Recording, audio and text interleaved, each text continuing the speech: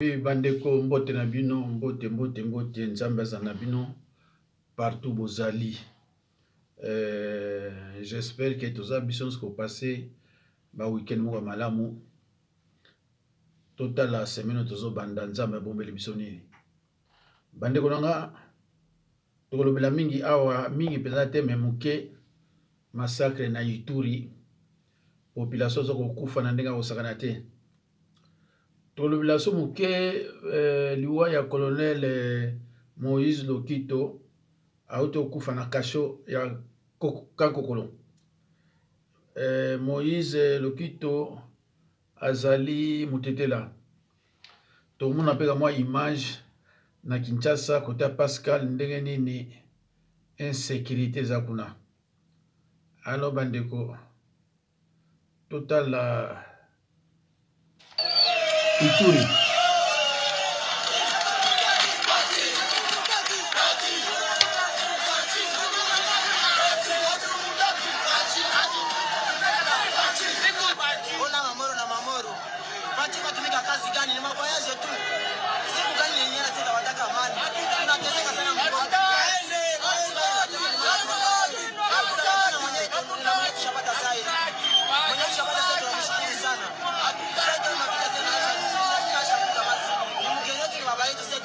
Akaribia mumake sai. Paji sai tunamusabu. Tuko bakongomani machozi haishaki. Kika hapa mwitisho angalie watoto wapata. Pepe na Aisha ona baba. Huyu tumutaki. Sayenga tu mwana ni moya. Wamemayasha. Tulikuwa tunaenda tafuta makazi leo lendi. Angalia, mama leo hakuna na rasio, hakuna na makazi, milango zinafungwa. Unafurahi. Tunaikala tu kukiti chako na furahi wewe Chilombo. Sasa tuko na mesha na kama hau Chilo mange bakule kwa yanaikala sai aone kile kwenye tuko sai. Hakuna tena pas de president. Tunakufaki papa, ukono na kilio hapa kima chozi kotawe baba. Wewe Chilombo kotawe kama chozi hapa Kongomani apata hivi. Hata hili wewe kaka wewe mbwa. Pas de president. Tena sema wewe hapana president tena mkongo sai. Dans le cas de la MONUSCO constitue un danger pour les civils. Nous demandons qu'ils sortent immédiatement de ce cas pour que nous puissions rester en sécurité. Le Jad de Sami FDC et l'unité burundais doivent rentrer chez eux, tout comme la MONUSCO. Notre problème sera résolu entre nous Congolais. Tshisekedi n'est pas à mesure d'assurer la paix, il laisse le pouvoir.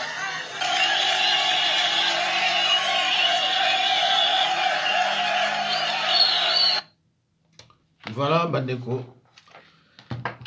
Ngayo ka Kiswahili te. Ba o bayoka bayoki so balobi nini. Mais ce qui est vrai que insécurité za na mboka wana na Ituri. Alors toyebi te epai nini vraiment baza na sécurité po tokolakisa susu soki image mususu ya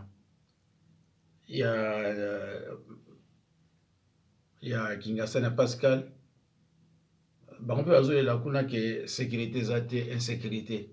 Do wana siko Kinshasa insécurité, province insécurité. Nous ne comprenons pas sikoyo nini yango. Totana non.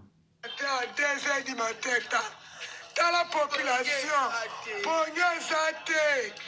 dans la population, à la route à la Pascal, la criminelle sécurité, président Wassouabiso, Tozola la terre, Tozola la terre, la Mouki, Tozola la terre, Totumbi ta ponge sate, Tozola la terre, insécurité makasi nzambe. Attends la petite dans un vie. Tozola la terre, la route mokali.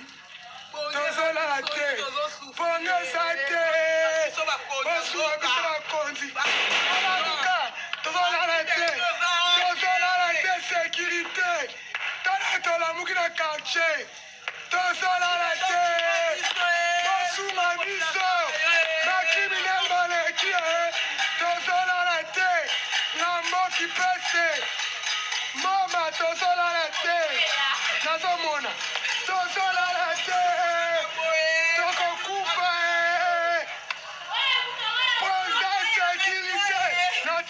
mitoto. Ozokina nazanyote. Tozolala te. Oveni ngambo. Tozolala te. Okimani kuna. Tozolala te. Okimani kuna. Tozolala te. Insécurité komitala. Tala batu. Tosobi masere. Bandeko nanga nga batinda nga kaka bandambu yaona lakisa pe bandambu wana o bozomona bazoloba wana donc toza na kati ya Kinshasa, kati penza ya Kinshasa na Ingasa na Pascal na route Mokali.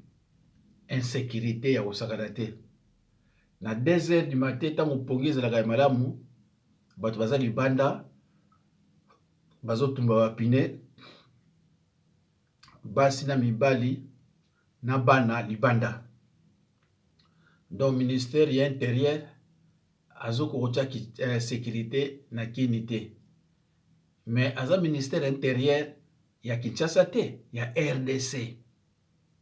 Bon, soki akoki kotia sécurité te na Kinshasa, sikoyo na intérieur oza ndenge nini? Donc ezaka pasi. Yango wana il faut toujours nommer les hommes qu'il faut à la place qu'il faut. Ceux qui ont surtout un poste wana stratégique intérieur, bah nommer n'importe qui te. Ceux qui ont nommé kaka pour natoye bani poza ekolo ewe mabe. Bon moni image ndenge partout batwazo kufa kaka.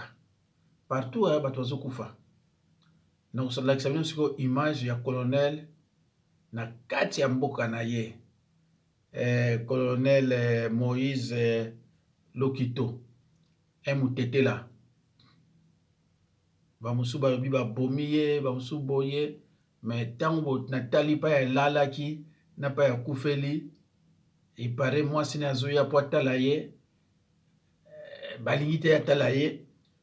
Bamusu balobi bazosenga $100 apesa ba policier wana parce que na Kinshasa so bakangi mutu na yo. So zana bakasho moka ende wana po pesa ebilo wa olia fombongo. Po tala ye fombongo. Donc bandeko na ebite vraiment to kosuka wapi na ba condition oyo peuple congolais azo vivre chez ye. Un colonel c'est un officier supérieur. Aza sous-lieutenant, colonel aza officier supérieur.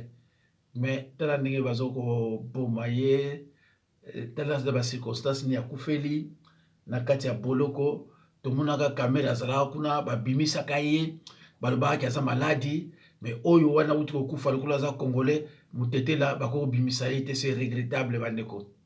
Donc na mboka oya biso Rwandais bako kanga ye te omoni ba elezer baza wana so bakanga babimisi kamera bakanga babimisi oyo muto oyo nani Marcelo lokola za Rwandais nana zo kanga ye.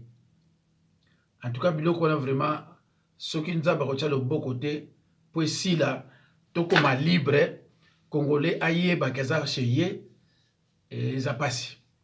Parce qu'un Congolais vraiment chez lui, si il a eu problème, il a souffrir dans les gens. Alors, tous autres, là, image à colonel, Oyo, Bautiko Boma.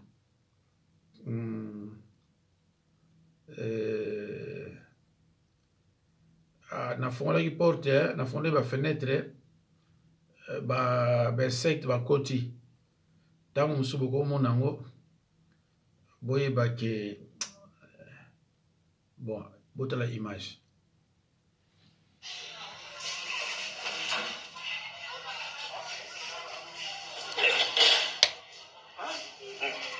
quel garçon quoi? Mais oui. Avant-hier. Avant-hier. Avant-hier. Moi c'est Azakoya Lobiko. Apesa biloko bazo boya kopesa biloko. Hein? Est-ce que c'est vrai ça? On peut maltraiter un militaire par ces autres militaires vraiment? Hein? Comme ça vraiment. Beaucoup des enfants sont à la maison chez lui. Hein? C'est vrai. Et bah $100. Moi, je n'ai appelé chef pour l'eau, appelé déjà 100 $ pour ne pas le libérer depuis hier. Moi, j'ai appelé ce chef pour hier. Madame.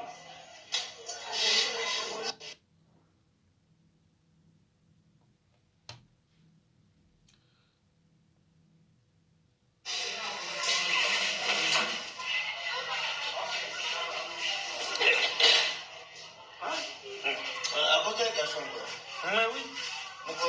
Avant-hier. Avant-hier. Moi, je suis à Zakoya Lobiko. Après ça, biloko bazobo ya kopesa biloko. Hein? Est-ce que c'est vrai ça? On peut maltraiter un militaire, hein, par ses autres militaires, vraiment? Hein? Comme ça, vraiment. Beaucoup des enfants sont à la maison chez lui. Hein? C'est vrai. Et bah, c'est 100 $. Moi, je n'ai appelé chef pour l'eau, appelé déjà 100 $ pour ne pas le libérer depuis hier. Moi, j'ai appelé ce chef pour hier. Madame.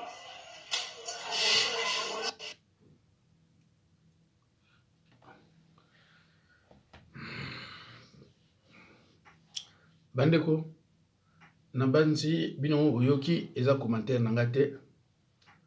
Un colonel, nanda kune bato ebele, boyibika batete la ne bavana na bandako. Soko bali mutete la, yeba ke ndako ne kotonda. Alo ye, ndako eza ya kotonda. Mais ba se tenir compte te na charge aza nango. Mwasi na ye aye atika bilo wa olia. Balobine po opesa bilo wana 100 $. Madame abundi azwi 100 $ ya pesi, me batiki yete po apesi bilo wa olia. Bomoni bayi bapa ya lali, wana alali na kasho ya kankokolo. Akufeli kuna. Soko za mutu ya bolingo fwe peso mawa. Un colonel, un officier supérieur. Après kolongwa colonel, au comme na grade général. Tala colonel na mboka oya ye. Botala ba condition akufeli. Bande konanga esa biloko moko biso na Europe to mona ngote hein. Ba makambo nyonso to mona ngana baki na RDC na Afrique. Awa biso na France biloko aboyo mu continent ya lengo na fima kufa na ba kasho ya pamba tout ça. Donc ça respecté te mais ba soda bazo surveiller ba yibi ke wana colonel mais ba na respect pa na yete. Ah tukeza mara mingi ya bandeko. Mutu akokufa kaka pona bisengo mokili bandeko nanga. Pona biloko mokili okoya ko boma ndeko na yo. Tokutaki yango tokotika yango. Kaka pona biloko mokili. Ndeko na foko boma ye charge bana bakokomi bazangi tata. Bakolia ndenge nini. Na ba village na bango pe bakima. Bakasayen bakima bamboka na bango nyonso baya kotonda na Kisasa. Sola ki mu Congo akolo bon azongi na luwozi kuna bana bakolia bien parce qu'ils sont découragés, sont des travailleurs. Mais bakasayen ce ne sont pas des travailleurs. Ce qu'on zongi c'est pas na yekuna. Et ça suliwa. J'ai un camarade aza na Bakongo kuna. Alobaki madame Luba moko kuna alobi ataba bengani akende Kasai aokende te. Suba bengani akende Kasai aokende te voma kufa. Parce que aza bien na Bakongo. Azolia pondu na ye nyonso. Voilà. Mutu akimi mboka na ye pona pondu. Réellement tel raisonnement. Allo bandeko. Toke na image mususu. Na base na ochaba image mingi te. Toyokaki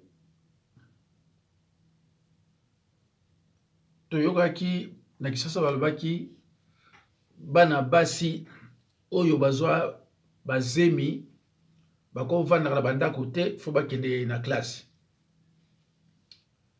na ba moyi wana bana o bakende ba classe bazo bazemi na ba classe kuna moye ba fanda na ba ba ezate mulungeleki zemi zo supporter te ba ko obligé ba bimisa bango bakola na ba pelouse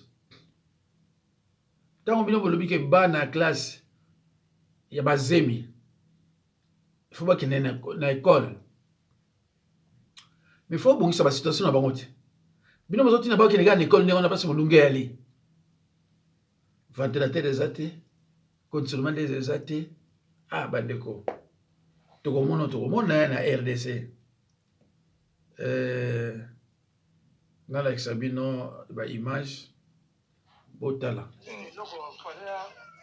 bango oyo botala ndenge bafandi balali po libanda na kati bazokoka te chaleur eleki bango oyo bango nyonso baza 9 bamama ya zemi bango oyo tobimisi bango oyo bango nyonso ozomona ta oyo alali na yeye oyo atelemi alamuki sikoyo baoyo bango oyo balali kaka nini effet ya zemi moye bazala na kati chaleur eza te omoni bango oyo alo bande bomoni bana oyo bakende classe mpona kotanga nzala eleki bazwi na bango bazemi soki mpe otali mibali oyo batie bango bazemi baza na bango mpe kale mosu bana classe donc pasi ebakisami lisusu na bandi bomoni bango nde batie bango libanda baza na mboka na bango me bazobénéficie richesse ya mboka na bango te bayokaka kaka mboka na biso eza riche mais richesse ya mboka babénéficie yango ata moke te me bayokaka na matoi ya baoke mboka eza riche likambo te bomoni bacondition bon oyo nalakisa bino kaka me na banzi eza kindoki oyo botana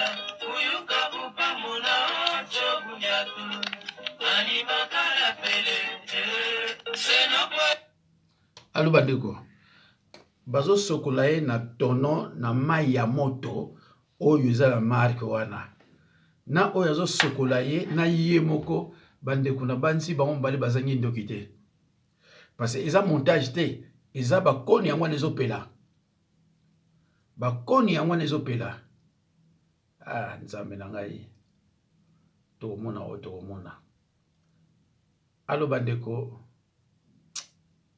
makambo mosusu oyo moya kolakisa yango yali te mpona basoldat ugandais bakoti na mboka bazopasola bakongolele masheti nde makila ezobima yuti bakolinga te balakisa yango me bandeko batindelinga boîte de nuit na Mbandaka souffrance eza partout bomona basi na Mbandaka baza na boîte de nuit soki otali bilamba balati otali nde bazobina otali basante na bango basi eza mawa wana mbandaka na Équateur tomoni na Ituri insécurité tomoni ba Ougandais côté mosusu na Congo lakisa mote tomoni na Pascal insécurité tukoti na bakindi te na tena banzoto yango bato yango basi yango bazo kobina mais balobi eza la boîte de nuit ya mbandaka bonalakisa bino yango même une minute na longola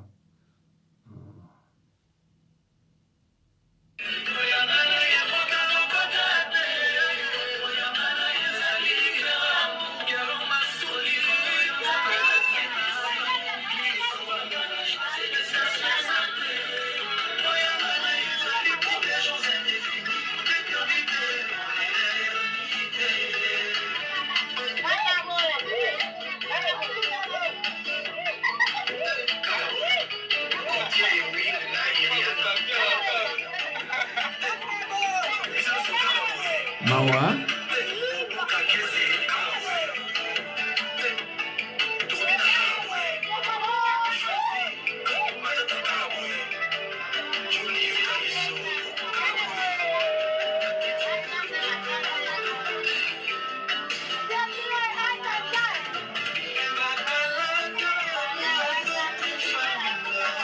wana boîte de nuit bandeko peuple aza délaissé na ndenge moko bomoni bana wana baza kobina wana na mbandaka so bazwi bango kaka baye na bango na poto nyonso tozomona leta kozwa bango azongisi bango na classe amoni baza mayele te alukili bango métier entre temps azofuta bango ti akozwila ye place akolala mais aza mopaya akoluka nyonso azwa vie mais tala bana na boîte de nuit epola na basigarette eloko akolia ya bien eza te mais cigarette a détruit corps donc l'état inexistant donc bana wana bakokufa na bango mpo na yo ezoloba te yango wana nyonso oyo il faut fédéralisme parce que na fédéralisme c'est vrai que nous sommes tous des Congolais un Congolais peut habiter là où il veut mais chacun a ses origines la terre de ses ancêtres là où il y a sa bénédiction alors soki na l'état fédéral ozotika penza moto ya état na yo mutu ya côté na yo boye mais c'est malheureux yango na soko za mutu moko o réfléchissaka ozo boya fédéralisme c'est que dans ta tête il y a du pétrole c'est que ça mutu moko ozo comprendre le côté parce que l'ilitarisme a montré ses limites l'ilitarisme a échoué tovandi tozomona ilitarisme le pouvoir n'est pas décentralisé tala faut un groupe de lobby baza ko diriger RDC oya yibi et ainsi de suite ça fédéralisme et le gouvernement il faut mutu moko azwa mboka a imposer fédéralisme comme ça bokoyeba banani baza ba courageux banani baza ba paresseux banani bazali banani bazali ba gestionnaire elwane koyeba na mbala moko oleba mosusu bavivaka na nsima ya bato baza ba courageux eza mawa bandeko alors bandeko nakomi nanga na suka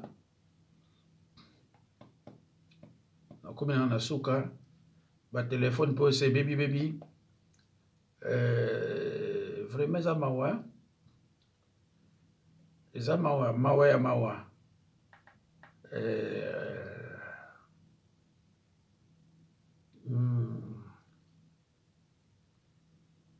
biloko mosusu namoni awa nakokolakisa yango te bon totika tozwa ata oyo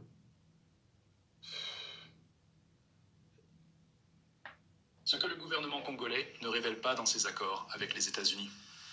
Je tiens à vous partager des détails choquants que j'ai découverts sur les accords miniers entre la RDC et les États-Unis.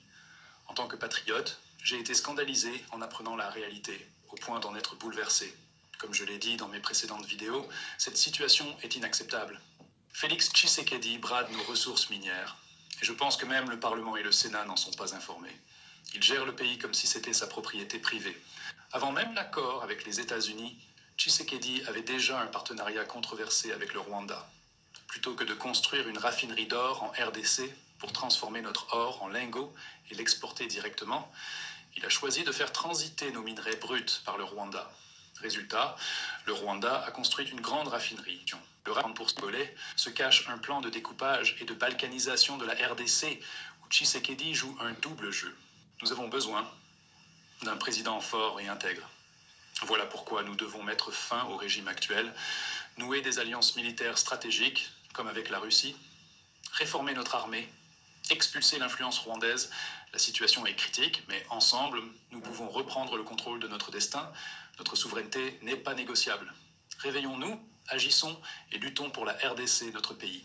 La lutte patriotique en marche, ne jamais trahir le Congo. Vive la RDC. Voilà. Tosuki wana nangana c'est loko moko ya suka malheureusement ezomonana te. Malheureusement ezomonana te, il fallait bolanda quand même. Bandeko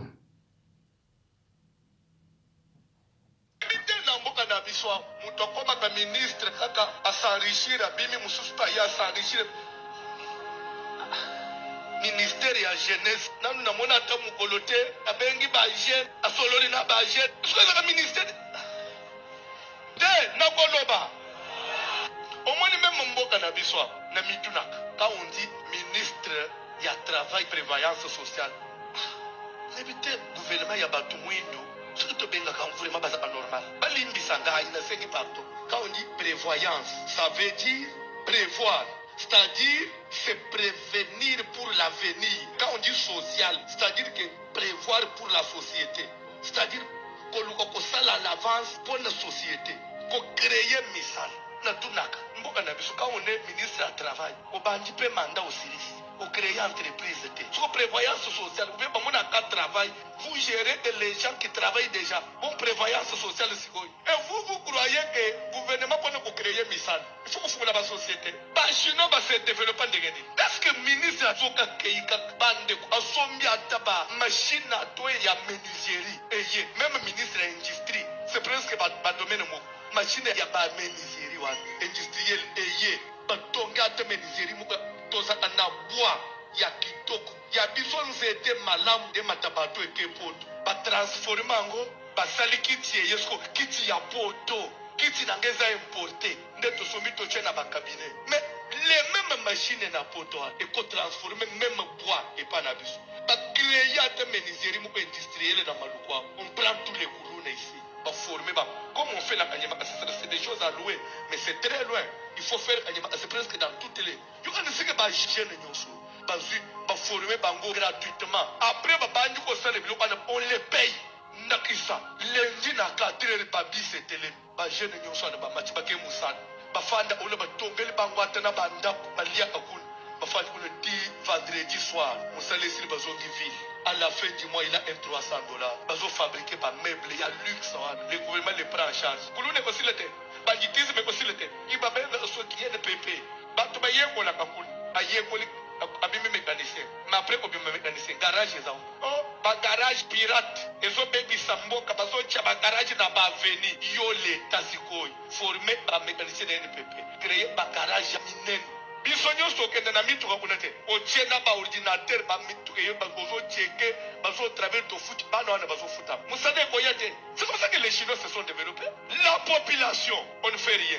Le gouvernement, on ne fait rien. Mais l'âge avance et les années passent. Nous sommes en train de compter, nous les jeunes, 18 ans de Kabyle et Key. Bientôt, tu as 6 ans de Fati, 10 ans. Tu auras quel âge?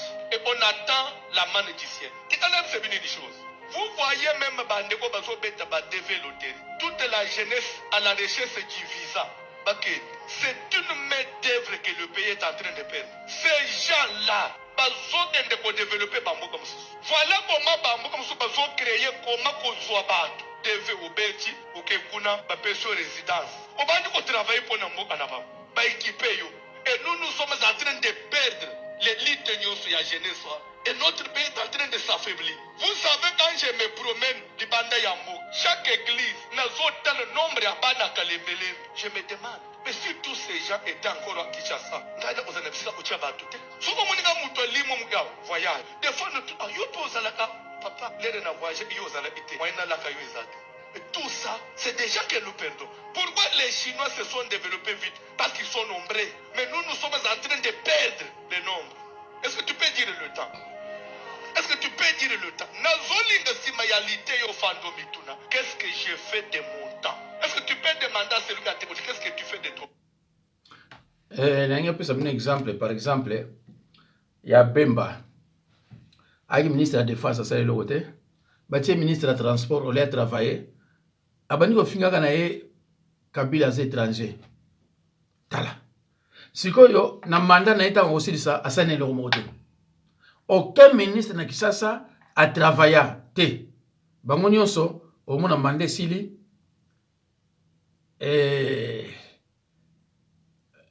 Maminga, na tikali na 1 minute, voilà. C'est triste, hein, Bandeko, hein?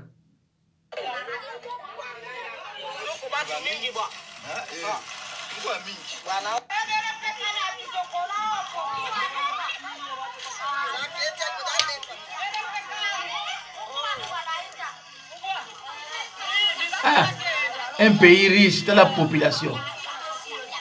Bout la population, un pays riche. Ah.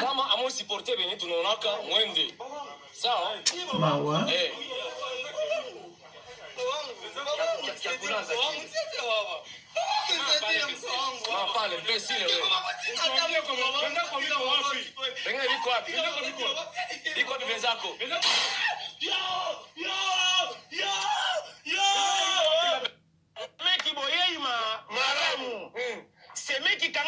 Voilà. Bandeko, na sukiwana, na ina chela bino, mutumoko boye bien, na ebite sono ocha yango, chatumba,